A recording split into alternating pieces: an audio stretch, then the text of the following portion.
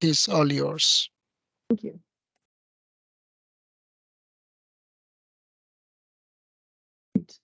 Hello, everybody. Back when I was working in consulting before I joined Redgate, I used to do quite a few query tuning engagements.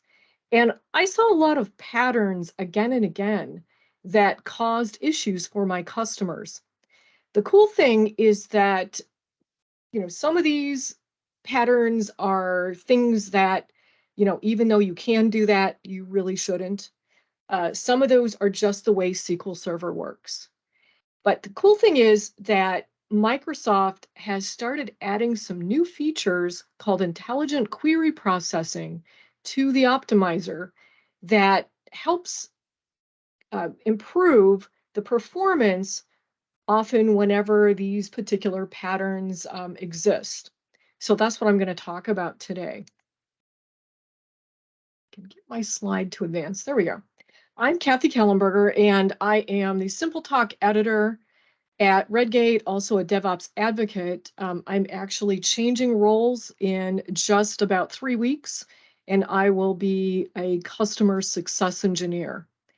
I am a volunteer at the wonderful organization based in St. Louis called LaunchCode that provides education and apprenticeships to people who just need a chance to get careers in tech. People really want to work in tech. Sometimes they don't have the opportunities, so I'm very proud of that. The most important thing to know about me is that I'm a lifelong learner and teacher. You probably have seen this graphic before on the intelligent query page in the SQL Server documentation, and if you've seen any other talks on this. So there's quite a few features, and some of them are available in 2017. Some of them are available in 2019, plus there's a handful that are coming out in 2022.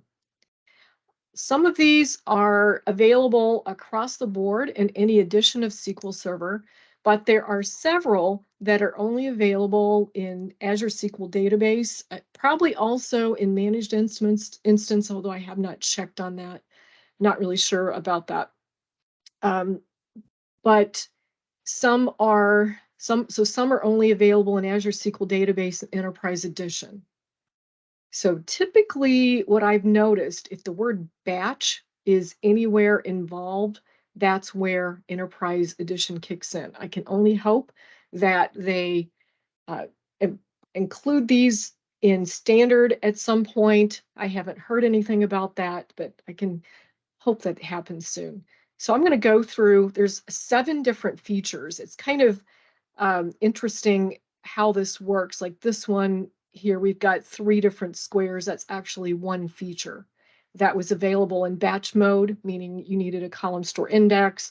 And then eventually in 2019, they made it for row mode. So like adaptive joins, that's just batch mode. So let's go on. The first one I want to discuss is batch mode adaptive joins.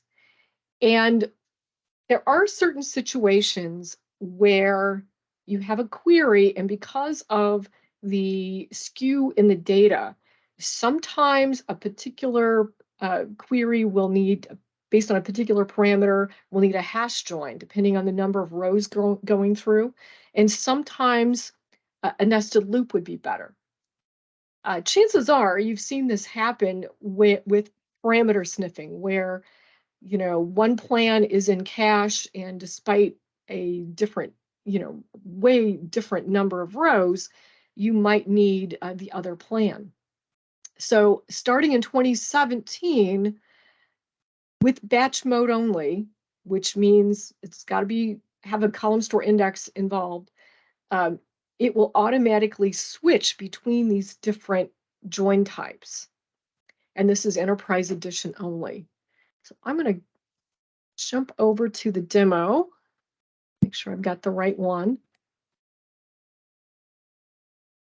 And this particular one, I'm using the same example as in the documentation, but what I found is it didn't quite work right. I had to delete some rows from the order table to get the skew there. So I am going to use a stored procedure. A lot of demos through here will use stored procedure just to make sure I don't select any extraneous spaces, things like that, make sure I'm on a level playing field. And I'm going to set the compatibility back to 2016. I'm going to clear out the cache just in case there's a plan there and find out what the best plan is for this particular parameter.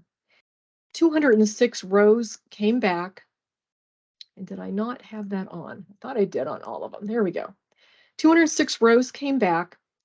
And when you look at the execution plan, you can see that it did a clustered index scan. The filter is here, and there is a hash match. So for that particular parameter, that is the best plan. I'm going to clear the cache out again, and this time do a different amount. This one has 5 rows, and the execution plan looks very different. In this case, I have a clustered index seek, and the predicate is in that seek, and a nested loop. So for the small number of rows, the nested loop is the best plan. However, let's try running the 360 again. Notice that 360 had required a hash match, but now we're stuck with a nested loop. So there's a lot of ways around this. You could do a recompile or other things that might happen in the environment might clear that plan out. But for right now, we're kind of stuck with it. So if I switch the compatibility level, in this case to 2019, I think 2017 would work. In fact, let me change that. Oops. I think that's right. And free the cache again. And take a look at the 78. So I believe this is the one that wanted the nested loop. When I look at this, I see something I've never seen before, this thing called an adaptive join. I also have 2 possible pathways for the rows to go through. So I could either have the rows go through this clustered index seek, it says 5 of 4 through here, or they could go through this other path, the clustered index scan, 672 rows. I'm going to mouse over the adaptive join and notice, oops, that we have this new physical operation called adaptive join, and we have a new thing called estimated join type of nested loop and actual join type.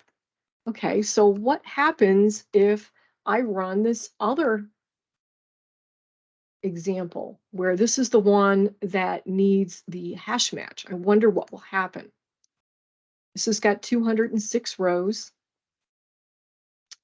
And again, I have this plan that seems a little new to me, this adaptive join, and I have the 2 pathways. So in this case, the rows are going through the clustered index scan and then being filtered here. And if I mouse over and look at this, again, see adaptive join, and the estimated, oh, now it's telling me estimated was hash match. So I don't know if that cleared out already. The actual join type is hash match. I'm going to run those 2 together because for some reason I'm not seeing exactly what I wanted to see. I'm going to run them 2 together so they don't have a chance to lose anything out of cache. So this one, it says the estimated join type was nested loop. And this one, the estimated join type was nested loop. That's what I expected to see. So for some reason, I guess it had gone out of cache. I'm not sure why.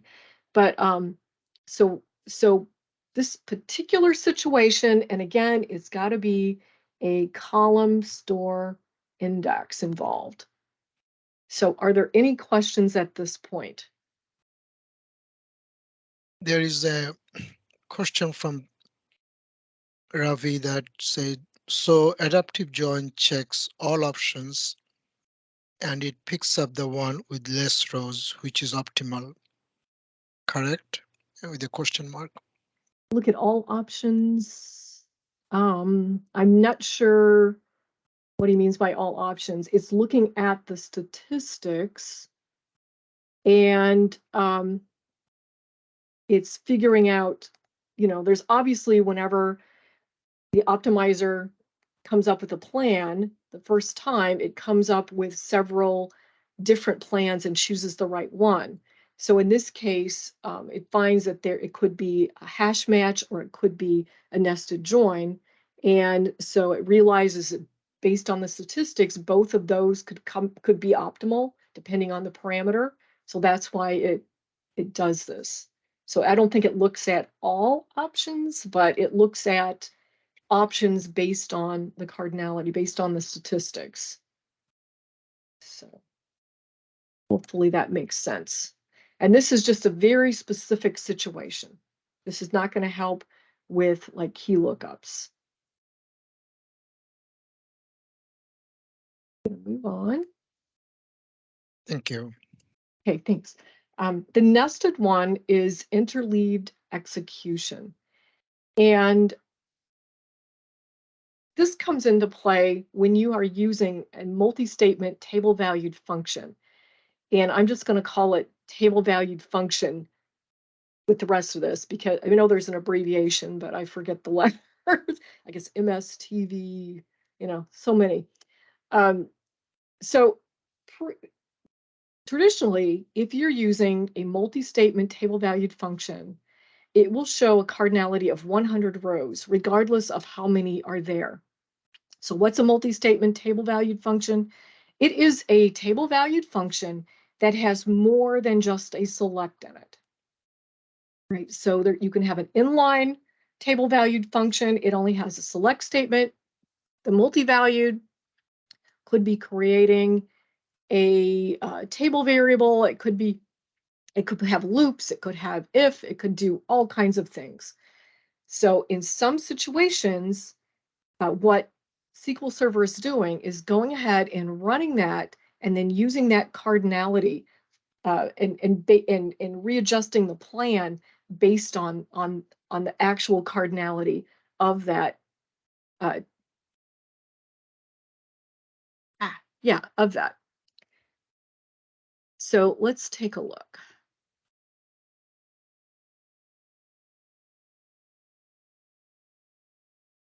MSTVF, that's a lot to say. All right, I am going to use AdventureWorks here. I'm going to set it to 2016. And here's a multi-line function. One of the requirements is that this have a hard, let's say static values or parameters coming in. You can pass in hard-coded values, you could pass in a variable, but it's not going to work. I mean, your query will work, but you won't get the benefit if you're passing in, for example, columns from the outer query, where you have to use outer join. Not outer join, cross apply or outer apply. Okay, so what this one does, it just does this little calculation in here. Because of that, it's now and it inserts into, that's what it would normally do, into this. But if it was an inline, all we'd need would be a select. So that's what makes it a multi-statement. So if I had bigger tables here, I could probably really show a difference in the time that it takes to run. And I have hard-coded values here. I could have used a variable, but using columns from the outer query will not show the benefit. So when I look at this, look at the execution plan. you can see that it's saying there were 100 rows estimated, even though we had 238. Okay, so if there were like thousands of rows here, that nested loop might be a really bad choice, but SQL Server doesn't really know anything different in earlier versions. So I'll set this to 2017 compatibility and run that query again. Do I have the same dates? Yes. Run that query again. Here I'm doing an inner join and I'm just passing in hard-coded values. If I wanted to pass in something from here, I would do cross apply or outer apply. You can't get the benefit if you do those. So what happens now is that instead of saying 100 rows, it says 238 of 238. So this is the correct plan in this case. Once a hash match. So the cool thing about this one is that that count is not cached in the plan.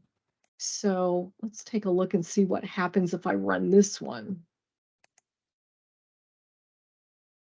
If I run that one, notice that it's actually telling me the correct number of rows, 83, and it switched to that nested loop. So this one is pretty nice. In general, these multi-statement table-valued functions are not a great idea unless you are just passing in a value. What you might do instead, if you're on an earlier edition, is just save the results into a temp table, something like that, because these can really cause a lot of problems. The other thing I didn't point out is that in the execution plan, no, I still can't see it. Still can't see it. I still cannot see how this table valued function is touching the other tables. So you may have some issues with this particular function. It might not be really, might not really perform very well, and you're not going to be able to see it from this execution plan. But at least what's happening, if you have hard-coded or static values coming in, it will go ahead and create that and then adjust the plan as needed. So are there any questions before I move on to the next one? I don't have a ton of time, but. No, there are no questions. Okay, cool, thanks. I'll move on to the next one. Table variable deferred compilation. So this is where you've got, let's say, a stored procedure and you've used a table variable, which seemed to be all the rage at some point. And the similar problem as the last example, in this case, it assumes, the estimator assumes that, the optimizer assumes that there's a value of 1 or a row count of 1. And so in this case, what it will do is go ahead and adjust the plan based on that row count. This one started in 2019, which does make these more attractive to folks, especially if you've got a lot of stored procedures that are already using them, if you have a large number of rows coming through. Let's take a look at that one.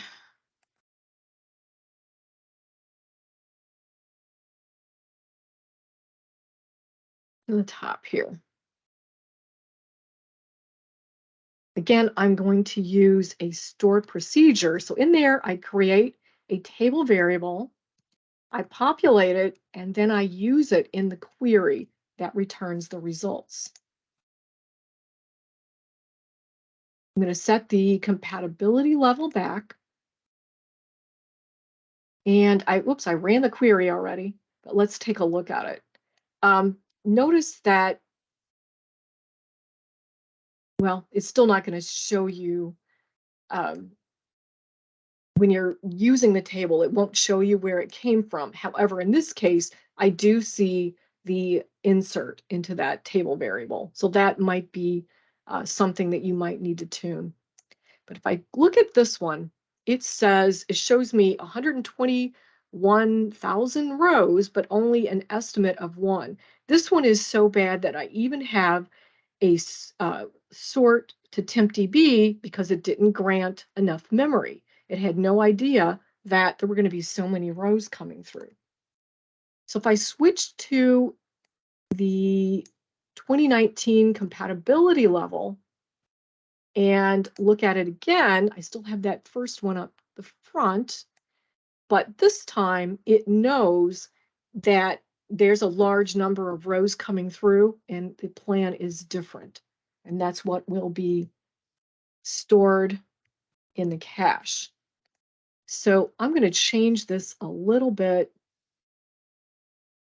and have one that has some parameters coming in.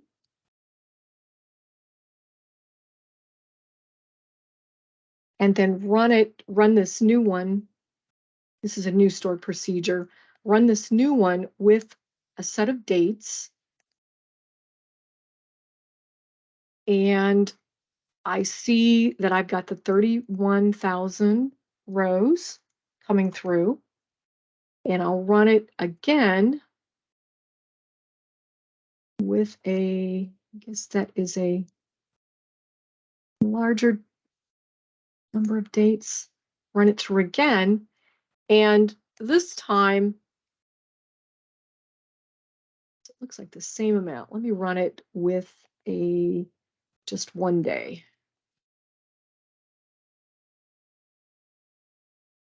I'm not sure when those dates started in that. Let's try that. Just a smaller. I'm not getting anything. Okay. I'm going to go back to what it was because for some reason I was getting the same number of rows coming through. Oh, because I've got basically the same. Okay, let me change that to.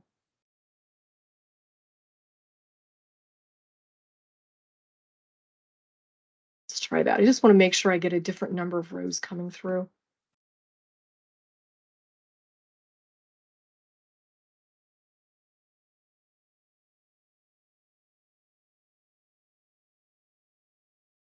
I am getting this adjusting, but that shouldn't be happening.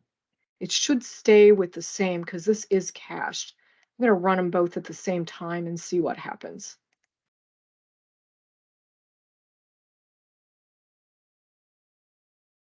Okay, so here you can see where the previous one was cached. So it will save that estimate in cache. So if sometimes your table variable is really small and sometimes it's really large, you're still going to have, you could still have an issue with it. But if you have, in many cases, these are always having thousands of rows coming through, and this can really help. So are there any questions about this? For some reason, my cache is just clearing out a little bit quicker than I expect. No, there are no questions. Okay, thank you. All right, Scalar UDF inlining. This is such a problem. Scalar UDFs in the select list or order by, and if they're in the where clause, I'm just gonna, or in the join, I'm just gonna give up. But so this was a big problem. I saw it many shops when I was doing query tuning. The idea here is that if possible, SQL Server will refactor the code in the UDF as if you had typed it all out in that select statement. So there's a long list of requirements. It doesn't work for all UDFs, but it does work for some, depending. So for example, it won't work with a while loop, but it does work with if. If you use things like a get date or sysdate time, it will not work. So let's take a look at this one. In this particular one, I did do a Microsoft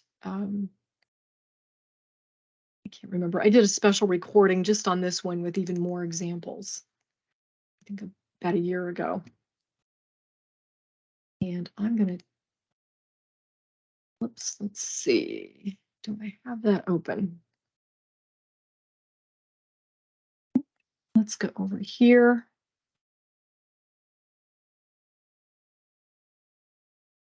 And clear the data out and go back to this, because I just want to show you what happens. All right, so here is a user-defined function that takes a product ID and a year. And I'll set the compatibility level to 140. So, and notice that we're touching sales order header, we're touching sales order detail, we're touching those tables. So keep that in mind. So if I run this query with my UDF and I'm passing in a column, so this function is going to have to run once for every row in the outer query. And sometimes shops don't realize that. Because if I take a look at the plan, it looks very nice. It looks really nice. I've got the most expensive thing it looks like is a sort. You know, I could easily get rid of that, and this would be such a nice plan. But you know what? All I'm seeing is product. I'm not seeing the sales order header or sales detail, and I know I've touched those. If I look at the messages, it's also not showing those tables up. However, if I look at the, can I see that? Where did that thing go? There it is. If I look at this, I can see that the statement was called, this is basically the query inside that UDF was called over and over and over.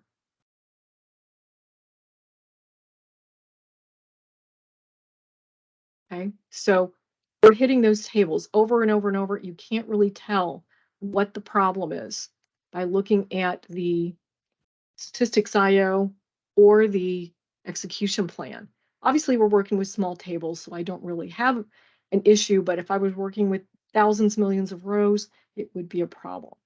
So what I'm going to do, let me clear out the live data. And I'm going to change the compatibility to 2019 and run the same one again, exactly the same. And this time, the execution plan looks very different. You will be able to see that, up a bit, you'll be able to see that we are touching those other tables. You'll be able to see that we're touching them in the statistics IO. And when I look at the live statements, here's where I ran my query. And see, there's nothing, I can't scroll down any further. We're only running it once. We're not touching those tables over and over and over. So I really love this. There are lots of exceptions, as I said. I'm going to just skip down here. I've got a lot of exceptions. You can grab those from the code later, but I want to point out this little system view here. Oops, I guess I do need to create those. I think I just refreshed my AdventureWorks the other day. Let's just create these.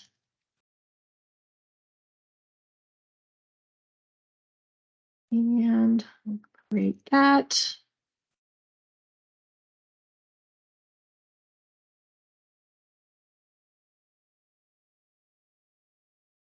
And then I'm going to go and run this one.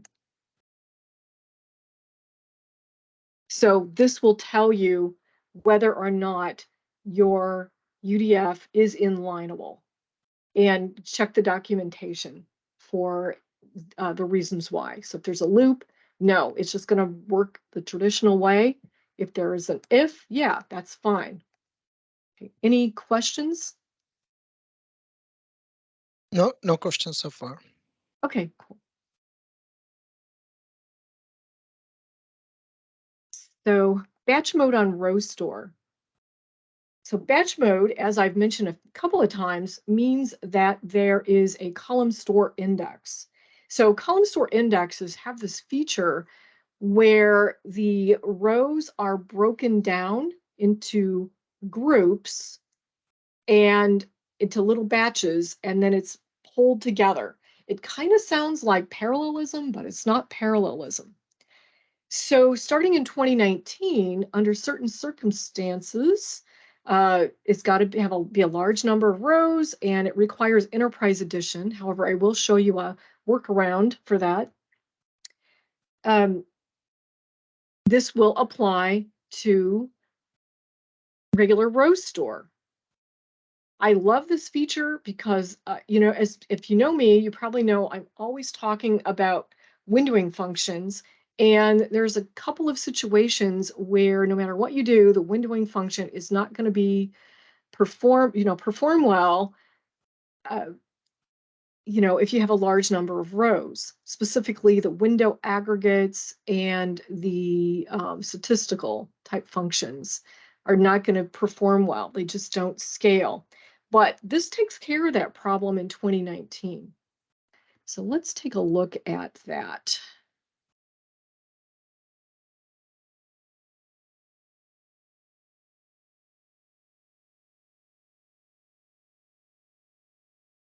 And jump to the top. I'm going to close that up so we don't get all that in there. So I have some bigger tables that are from Adam Mechanic. He has some scripts you can download, and I use them often. However, since I got a new laptop, and even though I have turned the memory on this SQL Server way down, things still run a lot faster than they did with my old laptop. So I made a giant transaction history with twice the number of rows. So let's start with SQL Server 2017 mode. And looks like I've got that in there twice. That's fine. So here's a query where we have a count and we have a count over. Okay, so this is the count over. This is where it doesn't usually scale. The original table has 32 million rows, and this one will have like 64 million, I guess. I think it'll take about 10 seconds to run. And that's including populating the grid. Hopefully not too much longer. I hate when that happens. Ran in 10 seconds. There we go, 20 seconds. And when I look at the execution plan, I see some red flags for me. Table spool. That is always bad news as far as I'm concerned. I've never seen that be anything but bad, even though it says the cost is 0%. Okay, so you'll see that with the window aggregates. Not all the window functions, just the window aggregates and the statistical type functions like percent rank. Okay, so I am setting the compatibility level to 2019. I'm going to run that exact same query. This time it should run much faster, unless my laptop is, there it goes, 3 seconds. So much faster. Let's look at the execution plan and see what's going on there. The execution plan looks very different. It's actually much simpler too. And you'll see this window aggregate operator, and that is computes values of functions, blah, blah, blah. But when I see this, I know that I'm getting a much better plan than I was with those table spools. Basically, what I think the main problem is that it creates a work table on disk instead of in memory. So when I see that, it's probably creating that work table, but it's in memory instead of on disk. So one more thing, see if I can find, let's look at the properties. You can see that batch mode on Rowstore used. So you'll see that when it's used. So I love this feature. Problem is, you've got to have Enterprise Edition, you've got to be on 2019, but there is a hack that It's Been Gone came up with, and I'll set this back to 2016. And was this 20? Let's see. I get confused. Yeah, 2019. Set it back. The hack is you create an empty table with a column store index. Empty temp table. Okay, so it's already there because when I was running through this earlier today. And include that. In this case, I'm just doing an outer apply. I'm just adding that little join right there. I'm running the same query, and it should come back pretty quickly. Came back in 2 seconds. Nope. Taking longer. Come on. This is odd. It came back very quickly. During the demo, it worked. Looks like it's taking even longer. Nope, 22. So that was unexpected. I do have the correct plan, so there could be something going on with my laptop right now. This morning, this ran very, very quickly. So I apologize for that. Sometimes there's something going on. Maybe I'll try it one more time and see what happens. I am getting the plan I like to see. It just didn't come back quick.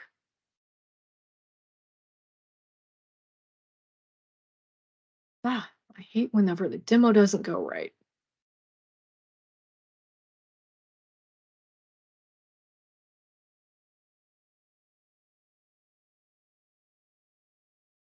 So that was not great, but this should work. I've also tested it on Express Edition, 2017 Express Edition, and was able to get it to work. So I don't know why I'm getting poor performance right now. Something worked fast this morning. So any questions? No, there are no questions. Okay, I'm going to move on to the next one, memory grant feedback. So sometimes SQL Server, the optimizer will estimate a larger or smaller amount of memory for a particular query. If it's smaller, that's really a bad thing because then you might have a spill to disk on your sorts, for example. If it's larger, well, then that query is taking resources that could be used for other queries in the workload. However, I'm probably not quite as upset about that. So it stores this change in the cache plan, and it was introduced in 2017 for batch mode and in 2019 for row mode, and it also requires Enterprise Edition.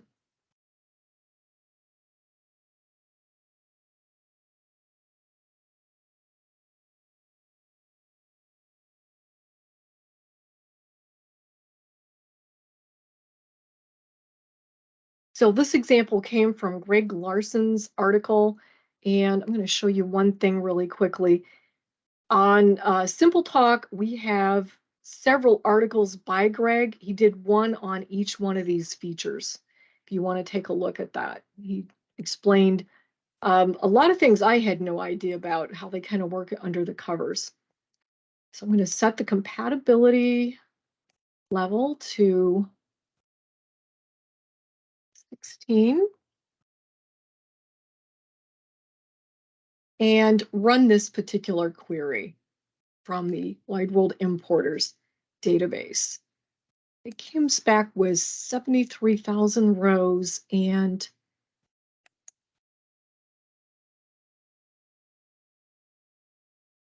let's see. Oh, I see what I'm supposed to be pointing out here.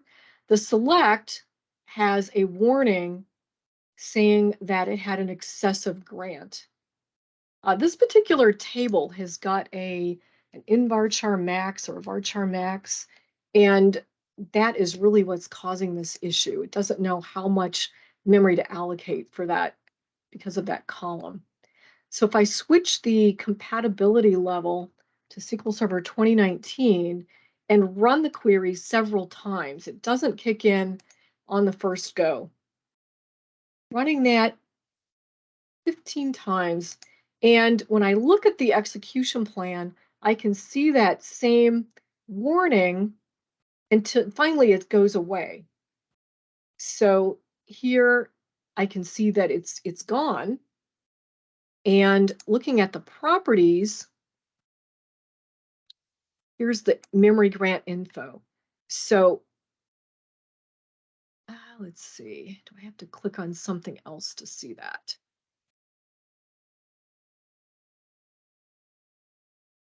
I should be able to see something specifically about this feature. Where did it go?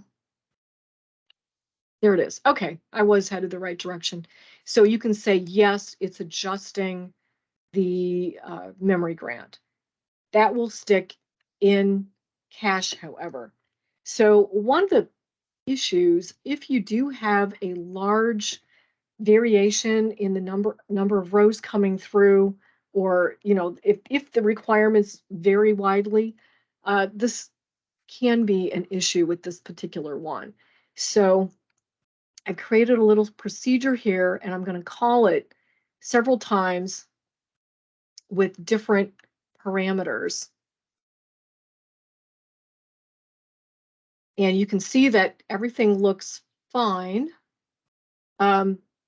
with one parameter, but then here's the other parameter and it spills to disk. And, we're going back and forth. We've got these different ones. So finally, if we look at this, it knows that something's going on, but because it's switching back and forth so much, it finally just gives up and doesn't try to change it at some point. So at some point, to that one, at some point, it still says it's adjusting there. Let's go down. My demo's not going to work for me today. No feedback. It's disabled. So at some point, this might turn off if it finds that there's a lot of skew in the data. Any questions about that? Oh, there are no questions, Kathi. Okay, there's one more feature. I'm going to skip the slides on this one because I am getting low on time. This one is approximate count distinct. This is the only one that you would have to change your code to use it. So I'm going to set the compatibility down to 2017. So the reason this might be attractive to you is if you have data that's flowing in very, very fast, and you need to get a count of that data and you need to get it very quickly, but you don't care that it is absolutely accurate, like maybe some kind of a logging file or something like that. So let's say I want, again, I'm using that giant transaction history table. So in this case, I'm going to get the same value that I would from the big transaction history because this is distinct and I just doubled the table. There's two rows, identical rows of each. So I get this, and it took 11 seconds. Hopefully my timing is good on this one. And I'm going to drop clean buffers just to make sure that I don't have that cached, and run it again in 2019. And hopefully it'll come back quicker, came back much quicker. And in this case, I don't get the exact count. There's a certain, you can go back and look at the documentation about how much it can be off. I saw something like 2%, but there's a little bit more to it than that. So any questions about that? No, there are no questions. Okay. All right. I have got one more thing to talk about. And then, well, actually two more things. You saw me throughout all the demos switching my compatibility level to turn the feature on and off. If you do that, you are turning all the features on or off. But there are some other options. For each feature, there is a database property where you can disable that particular feature. You know, if you decide this feature is causing us some problems, you can turn it off. If you find that you want the feature, and that's on a per database, if you want the feature, except for a particular query, you can use a hint to turn it off at the query level.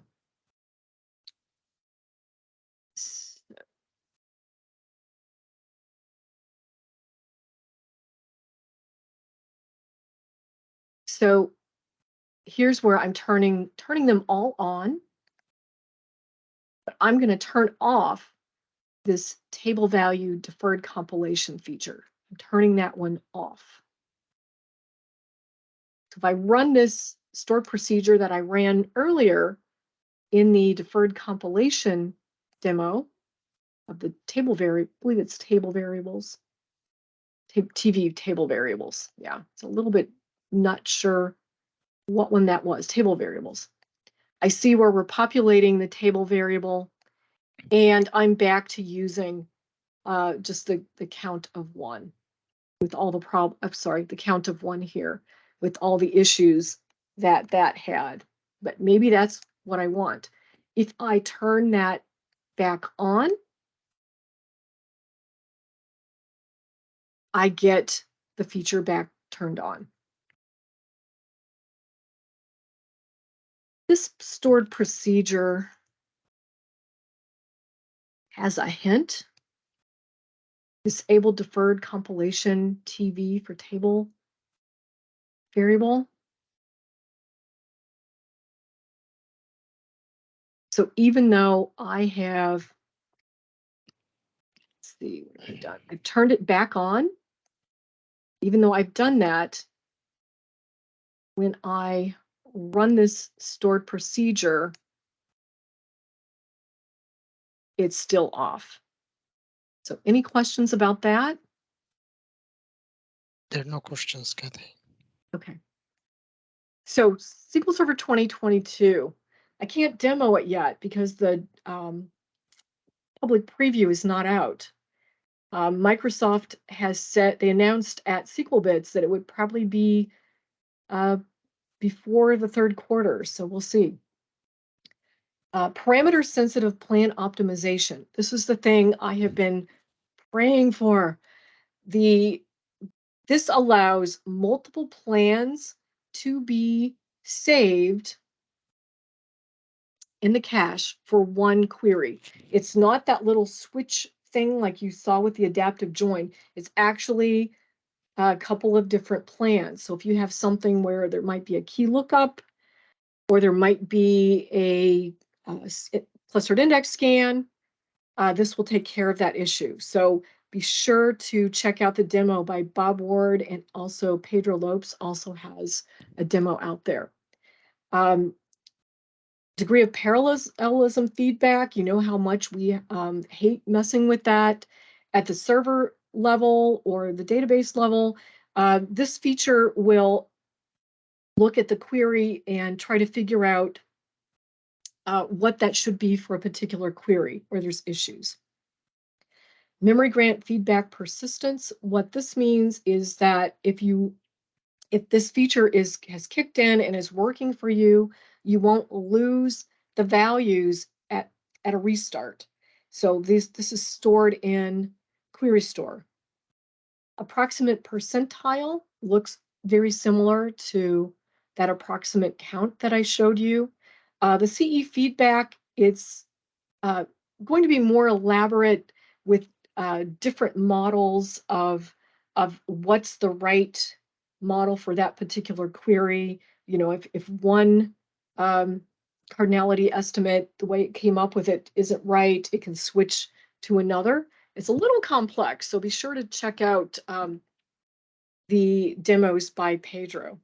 There's one more, and I have not seen optimization replay demonstrated, so I am not sure what that one is about. So I'm very excited to be able to get my hands on the public preview, hopefully in a month or two, and start demoing these features. My talk is going to be much longer, I think, at that point. You can, I'll send my slides to the organizers, but you can also get the slides and demos from my GitHub. There's a link to all of Greg Larson's articles, the Bob Ward demo, and Microsoft also has a 2022 playlist as well that has a bunch of different short videos on the different features. So that is all I've got for you today, except I just want to put in a plug for Past Summit coming up in November. Some of the sessions, the learning pathway sessions, have been announced. So be sure to take a look at those, covering a lot of different areas and a lot of speakers. A lot of them are new speakers to Pass, so really excited about that. So are there other additional questions?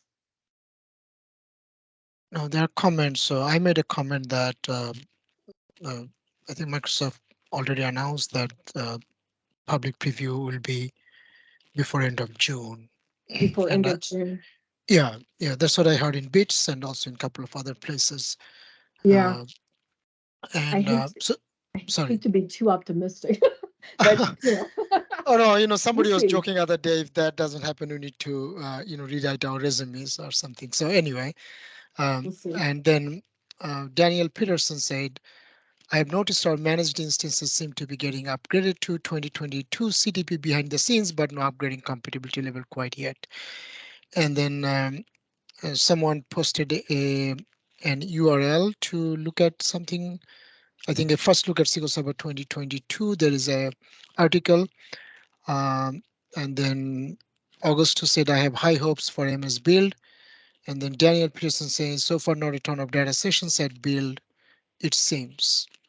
And then there's another link. I think someone put your, I think to your GitHub to download the demo code and your slides. So that was Lars. Put that in. And that's pretty much. There's nothing else. No direct questions there. These are pretty, looks like all comments. Okay, very nice. Yeah, so yeah, on that 2022, I think it bits they actually said before the end of the second quarter. Yep, So you're correct. that would be June. So, you know, fingers crossed it comes out then. I'm supposed to be giving a session in July that talks about these, so we'll see what happens. Sure. And Ted says, great info and demo. Thanks, Kathy. So, and again, thank you on behalf of the attendees and the organizers, Kathy. And yeah, there's more like, great sessions and thanks and all that. So again, folks, keep looking at our meetup. Sign up. There are some great sessions coming. There will be a two-part container by Anthony. So I'm really looking forward to that. He will be coming back to back in August.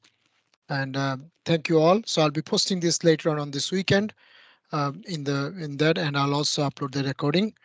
And see you in 2 weeks. Thanks, Kathy. Thanks so much. Bye.